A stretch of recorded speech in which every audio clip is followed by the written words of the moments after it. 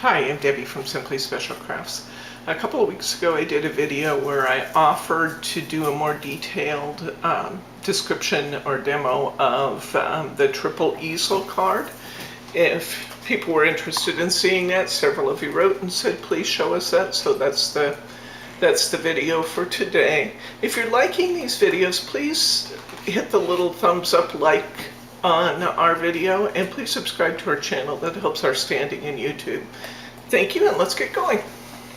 First, I'm going to show you this little sample that I made up just so you'd have another view of one of the Triple Easel cards. We're actually going to do a different pattern today. Same idea. This is what it's going to look like coming out of the envelope.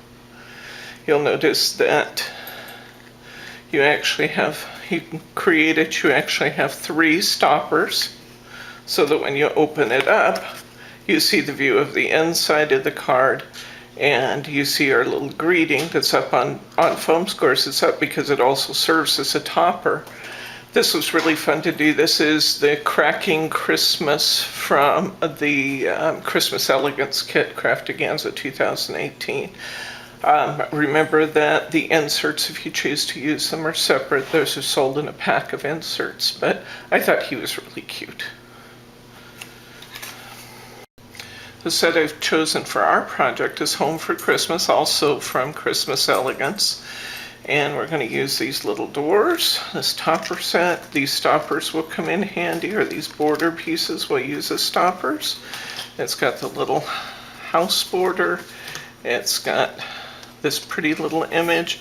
I'm bringing in a piece of red adorable scoreable to use as our card base. We're not going to need a lot of other materials.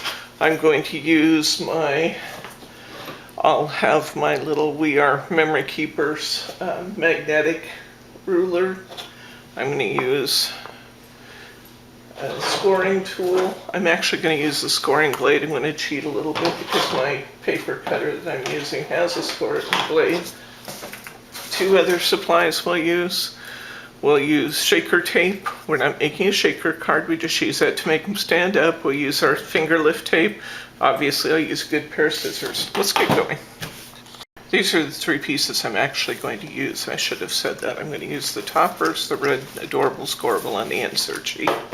Okay, let's go ahead and just go straight into our cutting. I'm going to cut my adorable scoreable. Now, you can just use a 4x8 card if you want to, a 4x8 card base.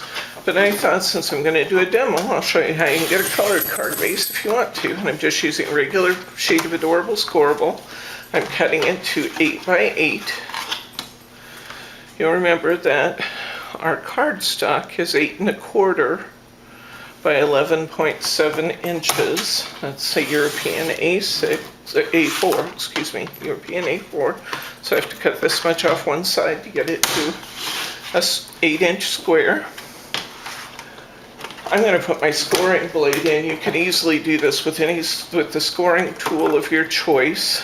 Don't ask me where to get this scoring blade because they're no longer available. We sell the paper cutters, but they're not selling the scoring blades anymore.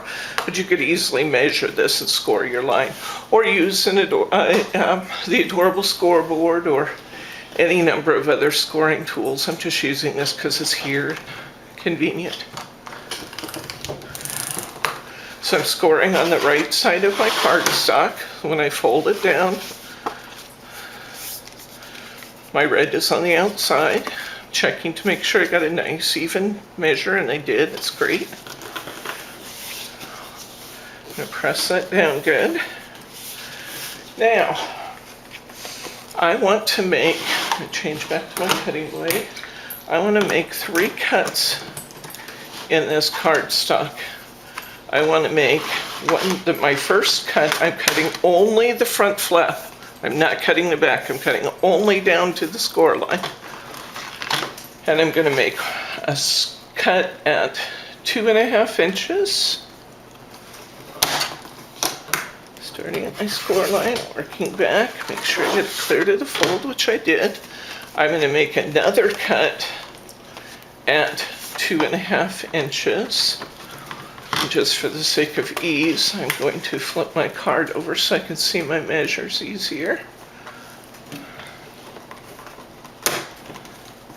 Starting at my score line and working up. Okay, and then my center panel will end up being 3 inches. So I have 3 panels. And that's what we're going to work on. Now, I'm going to bring my ruler in. You could also do this on a scoreboard if you're careful. And what I want to do is I want to score this so this flap will fold towards the card. And in order to do that, I'm going to start at this upper corner here, and I'm going to go to my lower corner.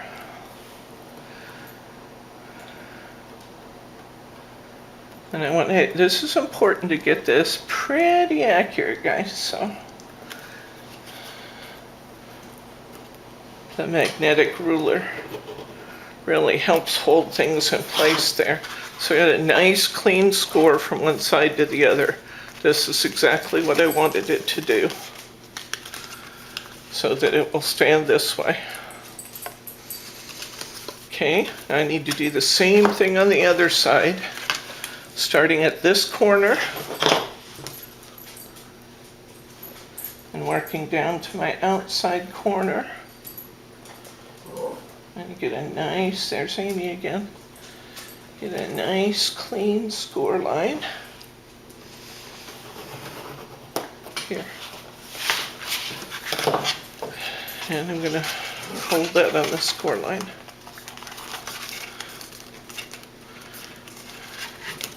Don't worry that it actually overlaps. You'll see that it does. That's fine. Increase those folds in good. And now I'm going to make my last score, which once again I'm going to do with my scoreboard, or with my paper cutter, just because I won't have to mark and measure and it'll be faster. Cheater. Yes, I am cheating. If you got the tools, use them, guys. Okay, so this is 2 inches right there. My card is 4 inches wide. This last score, I want to just score this piece in half. So I'm going to score this right on that 2-inch mark. And now I've got my folds all made. I'm going to do this next part in the order I want to.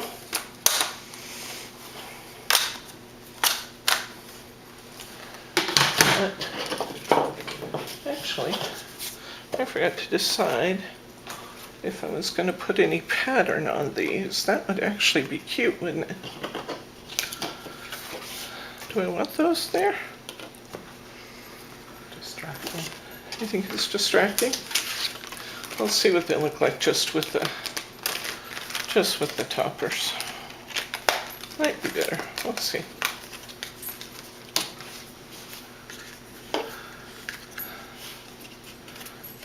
Little houses on. I'm going to put my little houses at kind of an angle so that when this is standing up, they're not totally crazy. Well, let's see. Yeah, they'll be sideways if I do that. And if I do this, they'll be sideways that way. So if I tip them at an angle, they'll still look reasonably good. So they'll stand up like this, and I think that'll be all right. So I want one there. I like the decorations on the yellow one and the blue one, so I'm going to use those. This, I don't know if I mentioned this set is called Home for Christmas. I'm going to use this one in the center because it's pretty. Okay. And I don't know if I have room for that frame. Let's see if I do or not.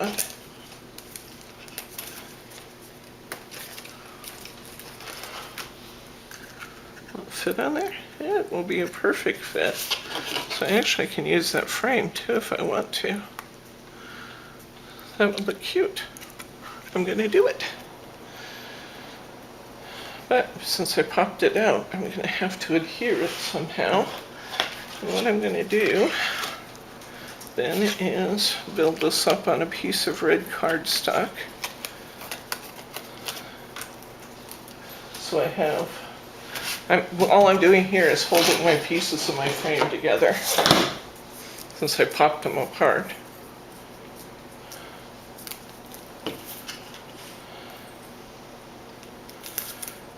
Put a little adorable score, or a little of my finger tear tape here. Finger lift tape.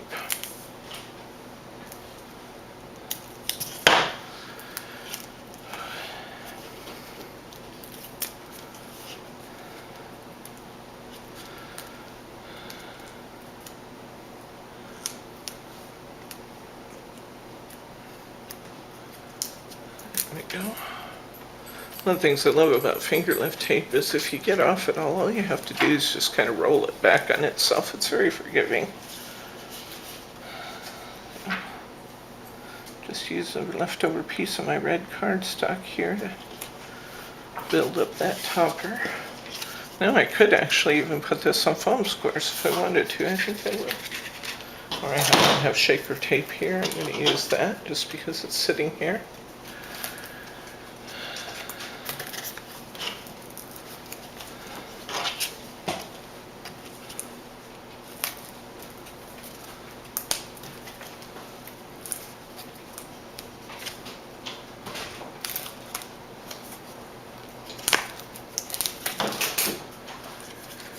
Okay, peel off my little tape strips. Cut my adhesive back just a little away from the edges. Put that in, still showing. There we go. There. Now I have a little dimensional topper. So we'll cut that out.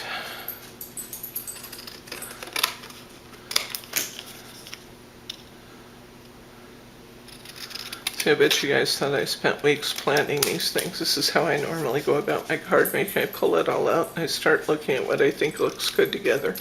And what are the shapes I want to use? Shapes probably have more to do with what I make out of things than the colors or themes do. So we're going to put that right there. Now, I'm going to put my tape actually on this piece because I don't want the tape coming above the midpoint on the topper. Remember, I want it to stand up above instead of being connected to the back piece. So by putting my tape here, I don't accidentally run too far with my tape. If that makes sense, it'd be really easy to get it way too high on this piece.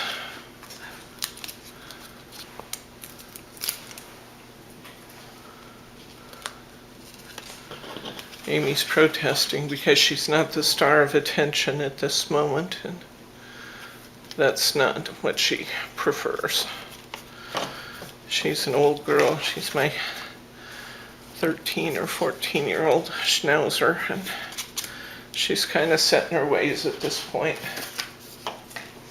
Okay, I'm thinking about it, and I think I want to try, since I have this pretty green around there, I think I'm going to try and use a piece of this border across the bottom of my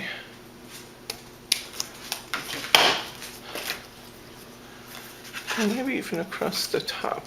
I want to look here. That might actually look really cute. Run it here. Yeah, I think we'll put it on the bottom.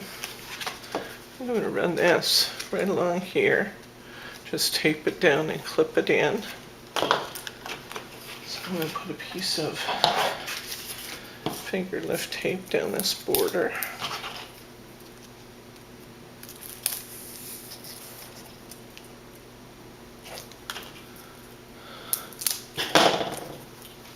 Oh, got that one a little tight. The tape will stretch though. Be fine when I pull my backer off. But you can see it's kind of bowing because I got the tape kind of tied on there. Okay, I'm going to put this from here, starting at that corner and down this edge. like that. So I'm going to go ahead and cut that off here. And I'll fold this and take this off here. Do the same on the other side.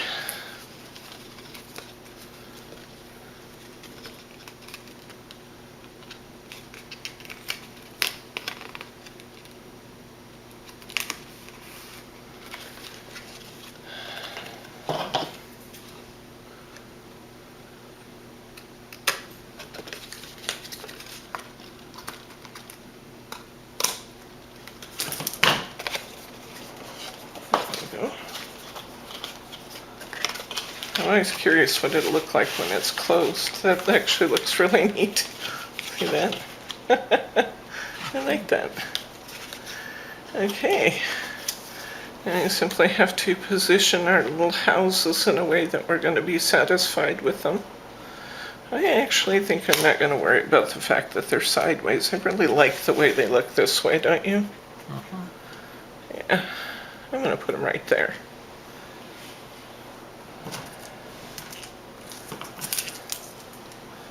Funny how it's kind of resting on that border.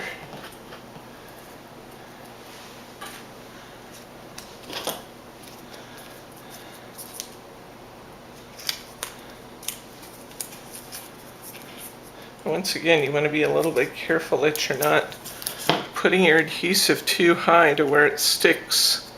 So you'll see I only went like halfway with that middle piece and only did a lower piece there, because I don't want it to stick to my other side of my paper. And I think we'll go like right there. Just eyeball that. Do my yellow one the same way over here. Don't worry that they're all kind of hanging up there right now. That will be resolved by creasing them down well, creasing our folds. So I'm going to do finger lift tape, just stuck to my fingers, giving a whole new meaning to finger lift tape. Okay, and I want this to be just about the same as that other side. So I like that.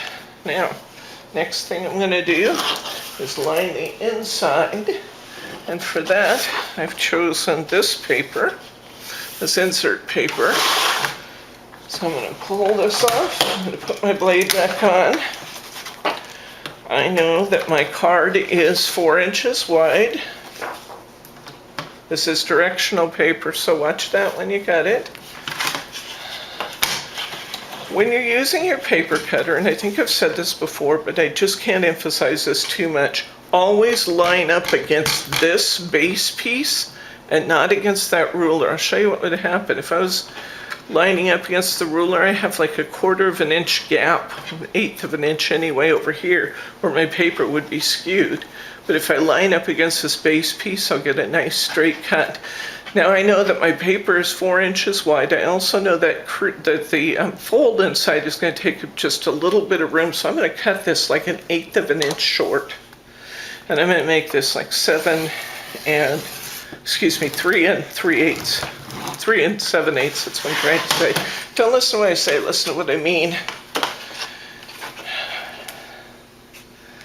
So that it will fit nicely in here and still fit under the work I've done and not kind of gather up at the seam back there.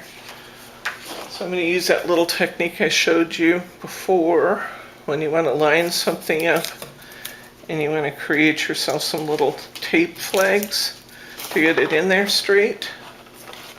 That works great with something like this. So I'm going to put 2 pieces of tape here. And before I peel that tape,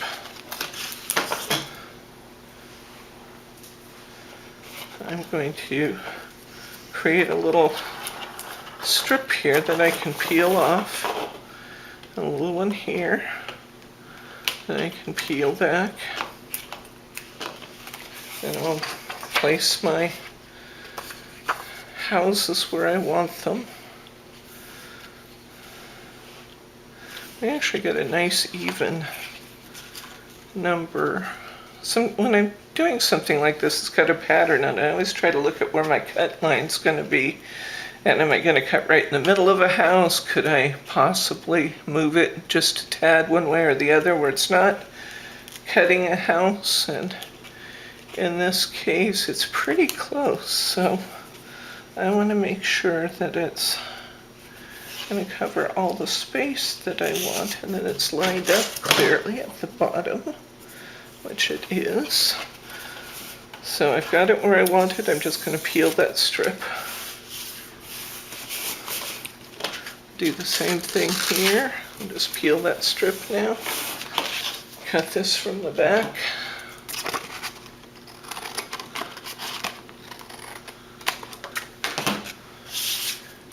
And our card is lined.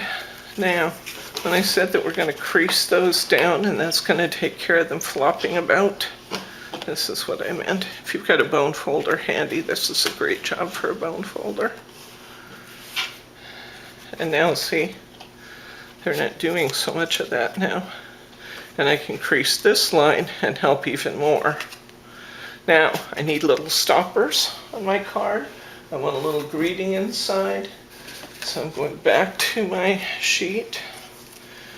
I'm going to use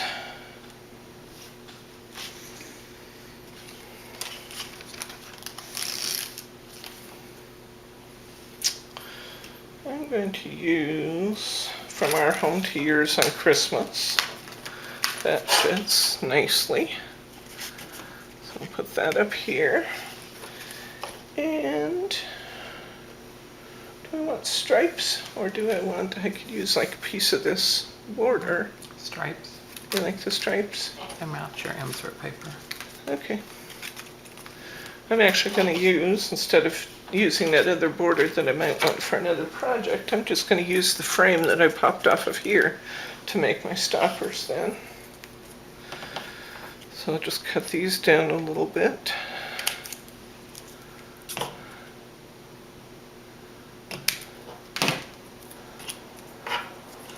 Make myself a couple good sized stoppers out of this.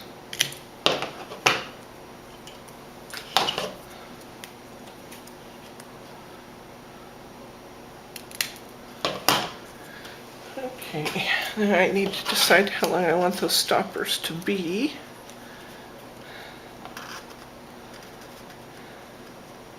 They're actually a little bit too long. I think I'm going to cut them down just an inch or so. I would like them both to be the same size, so I'll use one to cut the other.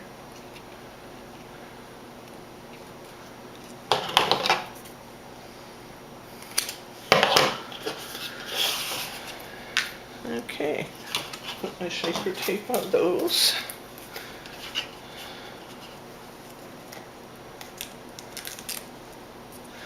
The toughest part of doing this, this is not a difficult card to make. The most difficult part of doing it is to remember that you've got this fold coming the right direction. It's really easy to score that the wrong way. So you want to watch where you want the fold to be for it to fold in. The other thing I would say is you want your measures to be really accurate when you're scoring from side to side and cutting from side to side.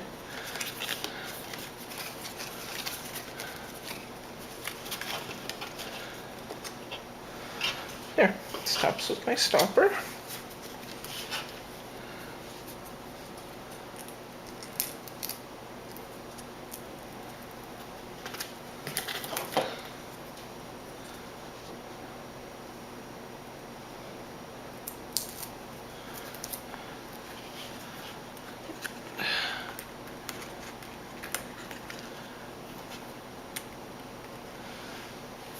So it wants to come down a little bit more too.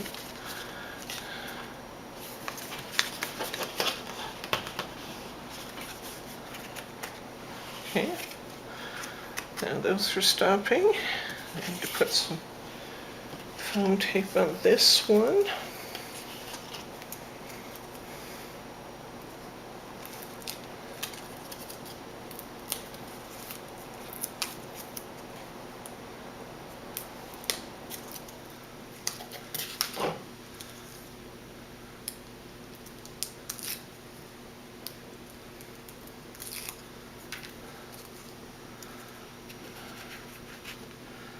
Stand this up just a little here. Try and position that pretty evenly. And there we go. There's our triple easel card. Let's hold the other one back in camera here. You can see the other example of the triple easel. We also had our nutcracker one. The nutcracker is really unusual in this kit because of the colors it's done in. But we're lining our inside with our insert paper, using a topper set for each one of them, and I think they turn out really, really cute. And from the outside, when I pull it out of the envelope, it's going to look like this. It will fold down nicely, fit a 4x8 envelope. So even though we made this out of adorable scoreable, if you don't have a 4x8 envelope, you can either make one using an envelope maker, or we sell packs of all of the European size card envelopes in our store. We have like 50 pack for very reasonable price. So you can pick up some of those envelopes to have as spares for the time when you'd like to use your own adorable scoreable, which I've done actually in both of these cases. This one's a piece of pink adorable scoreable I used for this one. And the only thing I did differently in this one is I cut another piece of cardstock corner to corner and filled in that triangle with patterned paper. I'm Debbie from Simply Special Crafts. Be sure you like us if you liked us. We'll see you next time.